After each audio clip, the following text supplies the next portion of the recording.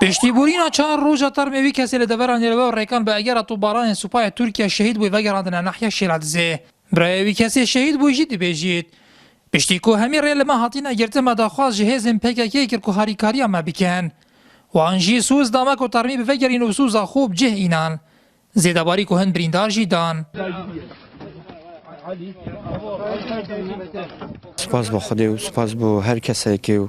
هر خمخوره که افنگاوه ها ویدین جنازه شهیدی این ناف کسو کاری دویدا یا دوی مشکله و قربانی دانامه یا بردامل و چنده بلی نوکه و اگر کودان تصابن ام باورین دهشت بردام بنجی هنجی کسو کارین وی کسی شهید بویشی ده بشن دخوازین کوره که چارک بوان تو بالانا بیت دیدن چونکی خلق ده هر قصتارا زوباغین خوب کن لدور عن رو ریکان ام نجار بون که ابرو که دهی ابریکا حوالا بچینی هدف وانجی سوز دامکو ام هگر بیستا بخنی ارده الا ام ابرو که جنازه هوا تسلیمی هوا بکن و دیف وی سوزه بون تقریبا بری دوی بو وان جاب دامکو ته بلاس 4 نفر بین ما ایناش جه قصفت مهم يعني برای من ابشار هاتیا جنازه‌وی هاتیا وگراند.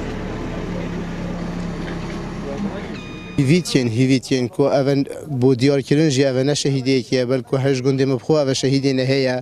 بدستین وان ترکات هتا کشتن توپ و طیارت وان چاره بهت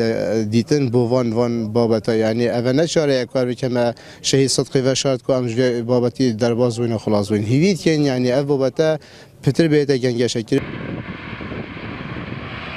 روجا سیپین چند حوالاتی ناحیه شیرازی بمرما اینانا گلو گیای بوهاری قصد دوران نلوا ریکان کربون تایبه سنور گنده سنجه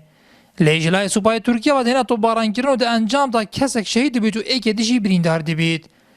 دنها دا پشتی بورینا 4 روزا ترموی کسی شهید بوی شیام بوگرینن